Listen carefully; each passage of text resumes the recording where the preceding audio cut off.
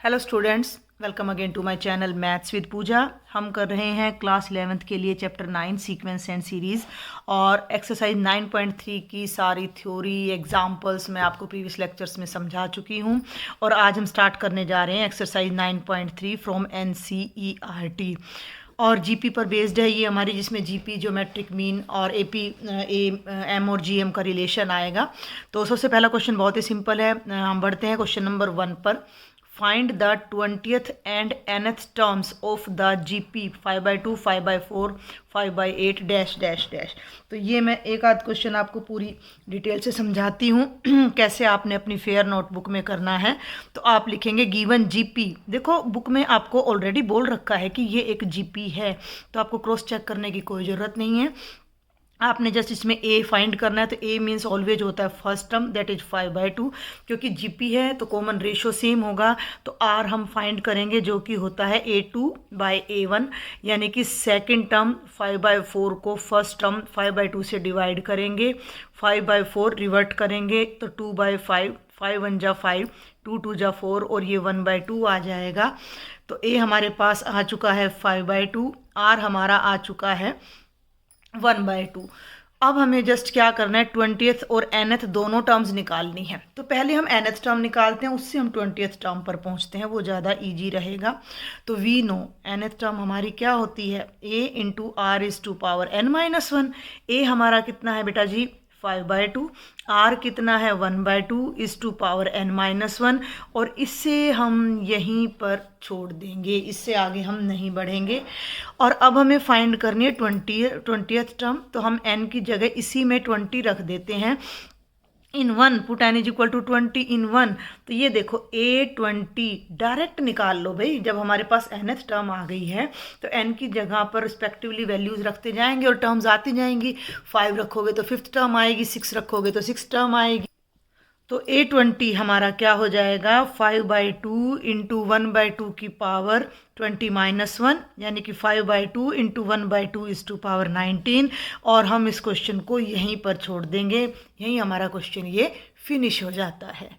जो students in questions को थोड़ा सा और सॉल्व करना चाहें तो वो क्या कर सकते हैं, मैं यहाँ आपको बता दूं कि देखो nth टर्म हमारी आई है 5/2 into 1/2 is to power n-1। तो ये हो गया 5/2 और 1 की पावर, देखो ये पावर सेपरेट हो जाएगी, मैं बिल्कुल बच्चों की तरह आपको करके दिखा रही हूँ। 1 की पावर n-1, 2 की पावर n-1, 1 की पावर कितनी भी कर लो 1 आती है। तो ये तो बन जाएगा 5 इंटू 1, और नीचे दोनों में 2 है तो 2 की पावर ऐड हो जाएगी। तो n-1 + 1 यानी n रह जाएगा। तो ये आ जाएगा 5/2 की पावर n। ये और भी हमारा थोड़ा सॉल्व करके आ जाता है क्वेश्चन। और सिमिलरली जब हम 20th टर्म निकालेंगे तो वो आ जाएगी 5/2 is to power 20। Both are correct, दोनों बिल्कुल सही हैं। अगर आप इससे आगे सॉल्व नहीं करते हैं तो भी आपके कोई मार्क्स डिडक्ट नहीं होते हैं इसके लिए। आगे बढ़ते हैं बच्चों क्वेश्चन नंबर 2 पर। कोई भी डाउट है आप मुझे कमेंट बॉक्स में लिखो, व्हाट्सएप ग्रुप ज्वाइन करो, वहाँ शेयर करो आप मुझसे problems. Find the 12th term of a GP. ध्यान दें, एक जीपी की 12th टर्म फाइंड करो। Whose 8th term is 192 and the common ratio is 2। ठीक है, एक जीपी की 12वीं टर्म हमने निकालनी है। देखो an का फॉर्मूला a इंटू आर की पावर n-1। हमें 12वीं टर्म निकालनी है तो n 12 हो गया, कॉमन रेशियो 2 है तो r 2 हो गया, a बच गया, हमारे पास a नहीं है। तो हमने थोड़ा सा भी दिमाग लगाना है कि हम किस तरह से इन क्वेश्चंस को सॉल्व कर सकते हैं, कैसे हम अपने आंसर तक पहुंच सकते हैं। तो सबसे पहला काम तो मैं यही प्रेफर करती हूँ कि आप स्टेटमेंट को बार बार पढ़ें और जब तक आपको ये क्लियर ना हो जाए कि आपने करना क्या है, कैसे पहुंचना है, तब तक आप आगे ना बढ़ें। क्लियर? तो find the 12th term of a GP, यानी कि हमने 12th टर्म निकालनी है। तो a into r is to power 11 हमने निकालना है। क्लियर? यहाँ 12 रख दिया तो r हमें पता है 2 है, a रह जाता है। तो let a and r be the, ये बात आपने लिखनी है, first term and common ratio, first term and the common ratio of GP. ठीक है, तो r हमारा कितना है 2 है। एंड अकॉर्डिंग टू क्वेश्चन हमें क्या दे रखा है कि जो 8th टर्म है वो 192 है। 8th टर्म का फॉर्मूला हो जाता है a into r is to power 7। आप यहाँ रीजन लिख दीजिएगा, ए एन क्या होता है, a into r is to power n-1। अब भैया r की वैल्यू यहाँ 2 है तो भैया 2 रख दो। a इंटू 2 की पावर 7 इज इक्वल टू 192। 2 की पावर 7 को नीचे ले जाओ, कितना होता है 128। ठीक है भाई, 2 जा 4, 2 जा 8, 2 जा 16, 2 जा 32, 2 जा 64, 2 जा 128। तो ये हो जाएगा 128 a is equal to 192। a आ जाएगा 192 बाय 128। इसको कैंसिल कर दो। 4 3 जा 12, 4 2 जा 8, 4 4 जा 16, 4 8 जा 32, 16 2 जा 32, 16 3 जा 48। तो a की वैल्यू आ जाती है 3/2। r आपके सामने है। अब हमने क्या निकालना है, 8 12, 12th टर्म निकालनी है। तो a into r is to power 11, a हो गया 3/2। r कितना है 2, 2 की पावर 11, 2 की पावर 11 यहाँ 2 यहाँ है तो पावर माइनस हो जाएगी, 2 की पावर 1 कम हो जाएगी, 11 माइनस 1 यानी 10 हो जाएगा। तो ये हो जाएगा 3 इंटू 2 की पावर 10। और 2 की पावर 10 आप सबको वर्बली याद होना चाहिए, 1024 1024 होता है। तो ये बन जाएगा 3072, जो कि बहुत ही आसान सा क्वेश्चन था। इन क्वेश्चंस को करने के लिए आपको जस्ट कॉन्सेप्ट क्लियर होना चाहिए। जीपी के लिए बेटा जी हमें आर, ए और एन इन चीज़ों की ज़रूरत होती है। तो अपना क्वेश्चन को ध्यान से पढ़कर ये देख लीजिए कि वट एवर इज़ गिवन और हमें फाइंड क्या करना है। आगे बढ़ते हैं भाई। अब हम question number 3, the 5th 8th and 11th terms of a G P are p q and s respectively. ध्यान दें, अब कोई टर्म आपकी न्यूमेरिकल नहीं है। Show that q square is equal to p s. अब कई बच्चे इसको देखते घबरा जाते कि क्या क्वेश्चन आ गया, ये कोई मुश्किल क्वेश्चन नहीं है। एक जीपी है, उसकी 5वीं टर्म पी है, 8th टर्म क्यू है, 11th टर्म एस है। तो ये रिलेशन हमने दिखाना है कि ऐसा हो सकता है। सॉल्व कर लो, कोई दिक्कत नहीं। Let a be the first term, जैसा हमने पीछे लिखा था उसको थोड़ा और ईजी करके लिख देते हैं। Let a be the first term and r be the common ratio of GP. Clear? We know, हमें इस बात का पता है कि ए एन क्या होता है, a into r is to power n-1। ठीक है, तो अब हमें क्या दे रखा है, 5th टर्म दे रखी है। तो सबसे पहले तो इसी को देख लो। 5th टर्म क्या है, p है। तो 5th टर्म का मतलब a इंटू आर की पावर 4 p है। ये इक्वेशन नंबर 1 बन गई हमारी। एंड 8th टर्म q है। तो 8th टर्म q है तो 8th टर्म का मतलब a into r is to power 7 q के इक्वल हो गया। ये हमारी बन गई इक्वेशन नंबर 2। इक्वेशन नंबर 2 इन्हें सेव करके चलना है भी, हमें तो इतना ही पता है। इनसे हम ए और आर वगैरह नहीं निकालेंगे, हम तो पी और क्यू और एस की वैल्यू निकालेंगे, इसमें पुट करेंगे। और लास्ट है ए 11 किसके इक्वल है, एस के। तो ए इंटू आर की पावर 10 किसके इक्वल हो गया, एस के। ये 3 रिलेशन हमारे पास आ गए। ठीक है भाई, अब हम यहाँ कर देते हैं पार्टीशन। हमें क्या प्रूव करना है, हमें प्रूव करना है कि क्यू स्क्वेयर पी एस के इक्वल है। तो लेफ्ट हैंड साइड ले लो। क्यू स्क्वेयर, क्यू क्या है, ए आर की पावर 7, ए है बेटा जी ये, ए इंटू आर की पावर 7 का स्क्वेयर। पावर अलग अलग कर सकते हैं, ए की पावर भी 2 कर दीजिए, आर 7 की पावर भी 2 कर दीजिए। तो ये हो गया ए स्क्वेयर। और पावर ए की बेस पर 2 पावर हो तो मल्टीप्लाई हो जाती हैं, आर की पावर 14। ये क्यू स्क्वेयर की वैल्यू आ गई, जिसे आप इक्वेशन नंबर 4 नाम दे दीजिए। अब आप राइट हैंड साइड चेक कीजिए, पी एस। आप चाहते तो यहाँ पर भी ब्रेक कर सकते हैं, लेकिन वहाँ मुझे लगता है बहुत बच्चों को दिक्कत हो जाएगी, तो हम दोनों साइड्स को अलग अलग करके सॉल्व करना प्रेफर करेंगे, वो आसान रहेगा। पी का मतलब है ए इंटू आर की पावर 4, एस का मतलब है ए इंटू आर की पावर 10। ब्रैकेट हटा दो। ए देखो अब ये 4 टर्म है भाई, 1 2 3 4, इन दोनों को आपस में मल्टीप्लाई कर लो, ए को ए से, और आर वाली टर्म्स को इकट्ठा मल्टीप्लाई कर लो, आर की power 4 r is to power 10। A को ए से किया, ए स्क्वेयर, ए की बेस है, दोनों पावर क्या हो जाएंगी ऐड, आर की पावर 14। ये वैल्यू आ गई पी एस की, इक्वेशन नंबर 5। 4 and 5 देखो, a square r is to power 14, a square r is to power 14। तो आप यहाँ डायरेक्ट लिख सकते हो from fourth and fifth q square is equal to p s. तो यहाँ आपको चेक भी किया जा रहा है कि आपका बेस स्ट्रॉन्ग है या नहीं। तो इस टाइप का क्वेश्चन था, थोड़ा सा अलग था, मुश्किल बिल्कुल नहीं कहूँगी मैं। आगे बढ़ते हैं बेटा। Question number 4, the fourth term of a GP is square of its second term and the first term is -3। देखो फर्स्ट टर्म -3 है तो साफ मतलब है a -3 है। Find it seventh term. Seventh term का मतलब, अब मैं थोड़ा थोड़ा शॉर्ट में कराऊंगी, तो a r की पावर 6 हमने निकालना है। अब हमें क्या, a हमने मान लिया फर्स्ट टर्म है, r हमने मान लिया कॉमन रेशियो है, तो a -3 है, r हमें पता नहीं है। अब कह क्या रहा है उस बात को जरा हाईलाइट करो। Fourth term of a GP is square of its second term, यानी कि जो फोर्थ टर्म है अकॉर्डिंग टू क्वेश्चन, जो फोर्थ टर्म है वो सेकंड टर्म का होल स्क्वेयर है। ये कंडीशन हमें गिवन है। कोई बात नहीं भी, होने दो कंडीशन, इसकी वैल्यू रख दो, सॉल्व कर दो, फॉर्मूला रखो।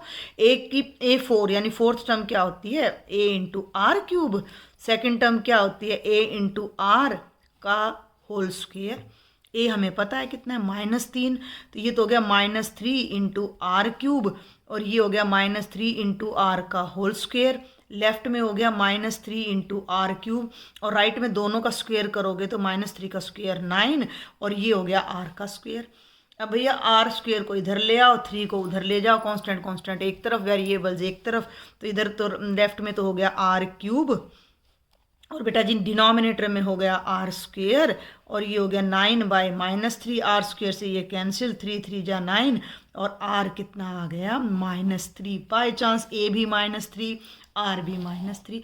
अब हमने करना क्या है, फाइंड द सेवन्थ टर्म। तो सेवन्थ टर्म क्या हो जाएगी a इंटू आर की पावर 6। a कितना है -3, आर कितना है -3 की पावर 6। a की बेस है, पावर मल्टीप्लाई करते टाइम ऐड हो जाते हैं, तो 1 + 6 -3 की पावर 7। आप इसको सोल्व कर सकते हो। 3 3 जा 9, 3 जा 27, 3 जा 81, 3 जा 243, 3 जा 729, और 729 को फिर 3 से करेंगे, वो मैं भी अभी आपको करके दिखाती हूँ। तो माइनस का आएगा ये 729 इंटू 3, तो 3 9 जा 27, कैरिंग 2, 3 2 जा 6 + 2 8, और 3 7 जा 21। तो ये आपका फाइनल आंसर आ जाएगा। कुछ बच्चों को अगर मल्टीप्लिकेशन में प्रॉब्लम है तो आप यहाँ भी इस आंसर को छोड़ सकते हो, बट कोशिश करो कि प्रॉपरली आप उसको सॉल्व कर सको। आगे बढ़ते हैं बेटा। This is question number 5। Which term of the following sequence is 128। ये सीक्वेंस है 2 2√2 4 - इज 128। अब अगर ये क्वेश्चन आपको फाइनल एग्जाम में आता है और यहाँ लिख रखा है सीक्वेंस, तो आपको पहले ध्यान देना पड़ेगा कि ये सीक्वेंस एपी है या जीपी है। क्लियर? तो आप यहाँ देखो 2 2 2 आगे जो है √2 से मल्टीप्लाई हो रहा है ना। इन दोनों का डिफरेंस करोगे तो √2 - 1 2 इंटू √2 - 1 आएगा, तो डिफरेंस तो किसी तरह भी बराबर नहीं है। लेकिन अगर आप देखो भाई, मैं रफ में कर रही हूँ, a2/a1 निकाल लो, तो 2√2/2 कैंसिल हो गया, कितना आ गया √2। a3 को a2 से डिवाइड करो तो 4/2√2, 2 2 जा 4, इसको इससे करोगे फिर √2, तो ये हमारी जीपी बन जाती है। तो इट इज ए जीपी जिसमें a 2 है और r आपका हो जाता है a2/a1, 2√2/2 यानी कि √2। ध्यान देना, a2 r √2। क्लियर? अब ये कहता है कि इसकी कौन सी टर्म है जो 128 होगी। तो हमने मान लिया कि let nth term is equal to 128। अब nth टर्म का फॉर्मूला होता है a into r is to power n-1। a कितना है 2, r कितना है √2 की power n-1 is equal to 128। इस 2 को तो पहले नीचे ले जाओ, ठीक है, ध्यान देना। और √2 को भी मैं यहाँ साथ साथ सोल्व कर रही हूँ बेटा। √2 का मतलब होता है 2 की पावर 1/2 सारे की पावर n-1, और ये 2 डिनोमिनेटर में आ जाएगा, तो ये 64 हो जाएगा राइट साइड में। और यहाँ 2 की ये दोनों पावर्स आपस में मल्टीप्लाई हो जाएंगी, तो ये हो जाएगा 2 is to power n-1/2 is equal to 64। ध्यान दें भाई। आगे आप इसको मैं फिर से लिख रही हूँ, 2 is to power n minus 1/2 is equal to 64। और 64 को हम 2 की पावर में राइट कर सकते हैं। 2 1 जा 2, 2 2 जा 4, 2 जा 8, 2 जा 16, 2 जा 32, 2 जा 64, तो 2 की पावर 6। 2 की power n minus 1/2 is equal to 2 की पावर 6। जब मैंने एग्जाम्पल्स कराए, मैंने एक्सपोनेंट के सारे फॉर्मूलाज आपको बताए हैं। x की पावर n m अगर x is to power n के इक्वल है तो बेस सेम है, तो पावर्स भी हमारी इक्वल आएंगी। तो यहाँ आ जाएगा n minus 1/2 is equal to 6। 2 को राइट में ले जाओ, क्रॉस मल्टीप्लाई कर दो, n माइनस 1 हो जाएगा 6 2 जा 12 और n हो जाएगा 12 प्लस 1 दैट इज 13। तो n हमने कहा था कि nth टर्म 128 है और n की वैल्यू आ गई 13, तो हैंस 13th टर्म इज 128। ये हमसे पूछा गया था कि इस सीक्वेंस की कौन सी टर्म 128 है। तो पहले हमें ये बताना है कि ये सीक्वेंस एक जीपी है। आगे बढ़ते हैं भाई, बी पार्ट है सेम ऐसा ही है, तो मैं इसको थोड़ा शॉर्ट में कराती हूँ। a√3 है, r हो जाएगा a2/a1 यानी 3/√3। बेटा 3 का मतलब होता है √3 का स्क्वेयर, फिर नीचे √3 से एक √3 कट गया, तो r भी √3 a भी √3। कौन सा पद 729 है, विच टर्म इज 729। तो हमने मान लिया कि nth टर्म है 729। फॉर्मूला हो गया a into r is to power n minus 1। ध्यान देना, a का मतलब है √3, r का मतलब है √3 की पावर n माइनस 1। ध्यान से समझना मैं क्या कर रही हूँ। हम रूट को बाद में खोलते हैं, ये दोनों रूट हैं, सेम बेस है, तो पावर ऐड हो जाएंगी। यहाँ √3 की पावर 1 है, यहाँ √3 की पावर n माइनस 1 है, तो √3 की पावर हो गई n minus 1 plus 1 is equal to 729। Cancel हो गया। यहाँ लेती हूँ मैं इसको आगे, ये हो गया √3 की पावर n 729। रूट का मतलब होता है पावर 1/2 n 729, दोनों पावर मल्टीप्लाई हो जाएंगी 3 की पावर n/2। और इसको अब आपने सॉल्व करना है कि ये 729 कितना होता है, तो ये 3 की पावर 6 होता है। अभी मैंने क्वेश्चन नंबर 4 में इसको सॉल्व भी किया है। तो यहाँ 3 की पावर n/2 है, यहाँ 3 की पावर 6 है, तो बेस सेम है तो पावर इक्वल होंगी, तो n/2 इज इक्वल टू 6। 2 को राइट साइड में ले जाओ तो n हो जाएगा 2 इंटू 6 यानी कि 12। तो हमारे पास जो है वो क्या आ जाएगी, 12th टर्म है, जो कि हमारी कितनी आ रही है 729। तो ये हमारा फाइनल आंसर हो जाता है। और ये है 5th क्वेश्चन का ही 3rd part. Which term of the sequence 1/3, 1/9, 1/27 dash dash dash is 1/1 19,683? A 1/3, R 1/9/1/3, reciprocal ले लो, उल्टा कर लो, 3 1 जा 3, 3 3 जा 9, 1/3। इस तरह के क्वेश्चंस बहुत आसान रहते हैं। A और R दोनों सेम है, तो nth टर्म हमने मान ली, a इंटू आर की पावर n माइनस 1 है हमारी 1/19,683। a है 1/3, r है 1/3 की पावर n माइनस 1 और 19,683। अब ये हमें देखना पड़ेगा 3 की पावर कितनी है। ध्यान देना, बेस सेम है, दोनों तरफ पावर्स ऐड हो जाएंगी। n माइनस 1 में 1 ऐड करोगे तो n रह जाएगा, और ये 1/3 की पावर कितनी है वो देखना है। तो अगर ये आपको ना आए तो आपने प्राइम फैक्टराइजेशन करना है। 3 6 जा 18 1, 3 5 जा 15, 3 6 जा 18, 3 1 जा 3, 3 2 जा 6, 3 1 जा 3, 3 8 जा 24, 3 7 जा 21। अब इससे आगे मैं करना नहीं चाहूँगी, क्योंकि अभी आपको शायद मेरे यहाँ फिंगर से दिखाई भी दे रहा होगा कि 3 की पावर 7 था 2187। तो यहाँ आगे 7 बार आएगा 3 और 2 बार ये है, तो 3 की पावर 9 आ जाएगा 19,683। तो यहाँ हम पावर 9 लगा देंगे। भाई 1 की पावर तो n हो तो भी 1 रहना है, 9 हो तो भी 1 रहना है। दोनों तरफ बेस सेम है तो पावर्स इक्वल हो जाएंगी। n कितना आ जाएगा 9, तो hence our 9th term is 1/19,683। ये हमारा आंसर आ जाता है। एक पार्ट मैंने अच्छे से आपको समझा दिया है, बाकी के 2 पार्ट सेम लाइन पर हैं और ऐसे एग्जाम्पल्स भी हम पहले डिस्कस कर चुके हैं। Next is question number 6। For what value of x the numbers -2/7 x and -7/2 are in GP। ठीक है, ध्यान देंगे क्या है, गिवन नंबर्स आर पहला नंबर है -2/7, दूसरा है x और तीसरा है -7/2। और आपने बताना है कि x के प्लेस पर क्या रख दें कि ये तीनों एक जीपी बन जाए। अब ये तीनों एक जीपी बन जाए तो इनका कॉमन रेशियो थ्रू आउट क्या रहेगा भाई, सेम रहेगा। सेम रहेगा तो A2/A1 इज इक्वल टू हमारा जो है A3/A2 आ जाएगा। वैसे भी एक रूल होता है कि अगर A B C in GP, simple तरीके से बता रही हूँ, देखो सेकंड बाय फर्स्ट यानी B/A is equal to C/B, cross multiply कर दो तो B² किसके इक्वल होना चाहिए, AC के। पहले भी हम अपने एग्जाम्पल्स में ज्योमेट्रिक मीन में इस चीज़ को डिस्कस कर चुके हैं। तो यहाँ हम लिख देते हैं कि we know if ABC in GP then B² किसके इक्वल होना चाहिए, AC के। क्लियर है। तो अब ये बिल्कुल आसान क्वेश्चन हो जाएगा। यहाँ A कितना है, फर्स्ट टर्म -2/7, B कितना है x और C कितना है -7/2। तो हैंस जो मिडिल टर्म है B है, B का स्क्वायर यानी कि x का जो स्क्वायर है वो A और C की प्रोडक्ट होना चाहिए। तो -2/7 और -7/2, 7 से 7 कैंसिल, 2 से 2, माइनस माइनस प्लस 1 हो गया। x का स्क्वायर 1 आ गया, दोनों तरफ अंडर रूट ले दो।